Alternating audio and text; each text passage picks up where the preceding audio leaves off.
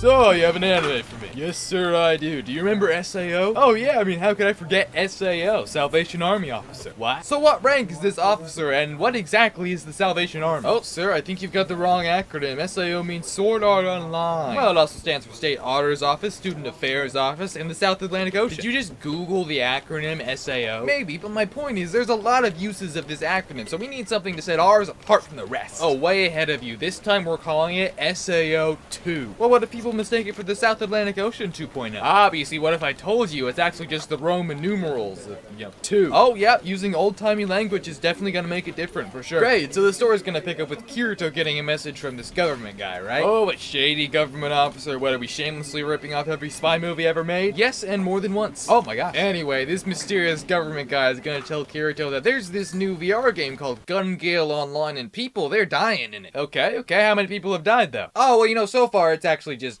2 people. Okay, but how did they die? Oh yeah, they died from a heart attack. Seems pretty plausible that those kind of things would just happen to someone, especially if they were someone who played a VR game. Ah, well, you see, there was this guy who shot them and killed them in the game right before they died in real life, and also just happened to be situated right next to recording devices to capture it. Oh, I see. I mean, what would the police do if there weren't cameras around to catch this guy? I don't know.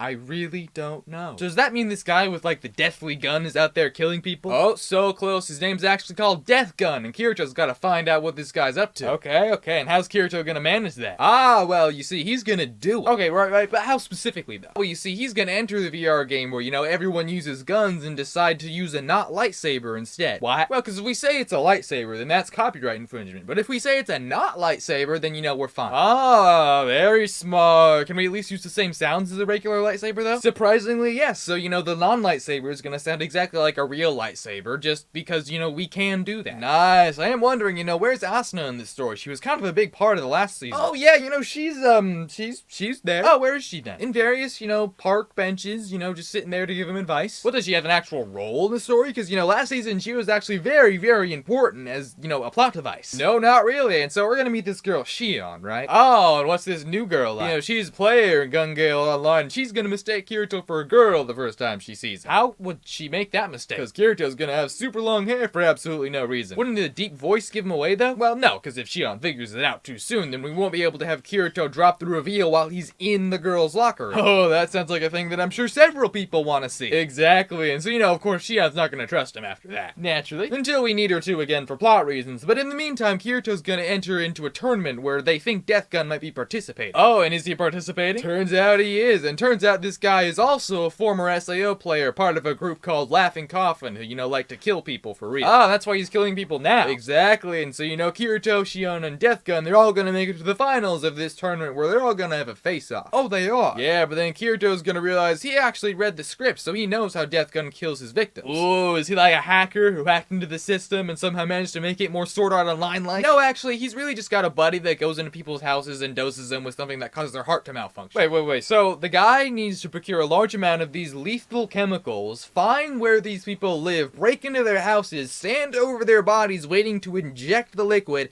and hope that Death Gun can manage to kill them in the right time in the game so that it looks like they died in the game. Yeah, pretty much. And you're telling me the police didn't discover any of this substance in the veins of these people when they did the autopsy? What's an autopsy? Oh my gosh. And then, Kirito and Death Gun, they're gonna have a big old final fight where, Kirito really needs to win because the attacker is probably just standing over Shion's unconscious body, they think. Oh, sounds like it's gonna be hard to defeat a guy called Death Gun. Actually, super simple. Barely an annoyance. Oh, really? Yeah, because, Kirito's just gonna decide that, he wants to win, so he's gonna activate his insane protagonist powers and kill Death Gun. Oh, and does that mean they're, in the clear? Yeah. Then, after a brief altercation with Shion's friend, who turns out to be the younger brother of Death Gun and the partner who broke into people's homes and murdered them, the police are gonna do some work off screen, and, it's all good. Okay, cool. So, I mean, is that the end? Is that the whole story? Oh, no. We've still got a 2 for the price of all the goodwill that is left remaining in the IP left to go. What does that mean? Well, essentially, in 12 episodes, we're gonna shove in, 2 whole arcs, which should probably be both about double the amount we're actually gonna give them, and combined together, it's gonna feel, really crammed in there, so it's gonna destroy most of the remaining consumer confidence left in the brand. Well, running beloved IPs into the ground is definitely a hot thing to do right now, so let's do it for sure. Great, so now the gang is gonna come together with the newest edition of Shion in a quest to achieve the magical sword of Excalibur. And how does that go? Well,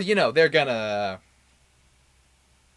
find it. Awesome! What else happened? Well, KLEIN, he's gonna ask for the phone number of an NPC in the video game, so, Maybe that's a character arc. Wait. So he's gonna ask for the phone number of a VR digital NPC who absolutely does not have a phone number? I like it. And then we're gonna jump into this next arc where, Asuna's gonna meet this little girl called Yuki, right? Wait. Isn't her full name Asuna Yuki? I don't know. I'm gonna assume that that's probably correct, though. Wow, you're really swinging for the fences when it comes to naming these people. Oh, wait, no, see, this Yuki has an extra U in the name, so, it's entirely different. Oh, that is absolutely enough of a difference for people to not confuse very, very similar names, for sure. And then it turns out that Yuki, she's actually pretty sick, and so, she spends her whole life inside of a VR game. Oh, no. Yeah, and she's gonna decide to recruit Asuna into her party because, she really wants to kill a floor boss. Wait, she wanted help defeating a floor boss, and why didn't she ask Kirito, the guy who beat Sword Art Online? Hey, no.